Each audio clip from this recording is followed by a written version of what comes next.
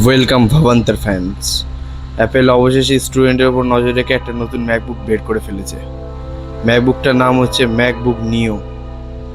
শুধু স্টুডেন্টের জন্যই বলা যায়, কেননা এতে প্রফেশনাল কিচ্ছু করা যাবে না, কারণ এতে A18 Pro চিপসেট লাগানো আছে, যেটা প্রফেশনালি কোনো কাজেই লাগবে বলে আমার মনে হয় না।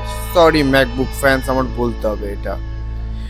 আর সেম ডিসপ্লের ওপর আমি কিছু বলবো না, ম্যাকবুক বরাবরই ভালো কাজ করে, খুবই সুন্দর ডিসপ্লে দিয়েছে, যেটা ম্যাকবুক প্রো মোডে কিংবা ম্যাকবুক এয়ারে যে ডিসপ্লেগুলো দেওয়া থাকে সেগুলোই আছে।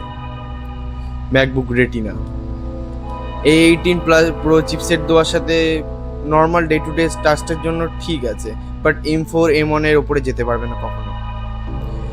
আর এতে থান্ডারবোল্ট পোর্টস নেই, এটা খুবই দুঃখের ব্যাপার। একটা সাবস্ক্রাইব করো, তোমাদের একটা সাবস্ক্রাইবার আমার এতে এসছে, আমার প্রথম সাবস্ক্রাইবার কমপ্লিট হয়েছে, এর জন্য অসংখ্য ধন্যবাদ। আমাকে যে সাবস্ক্রাইব করেছে তাকে আমার অনেক ভালোবাসা।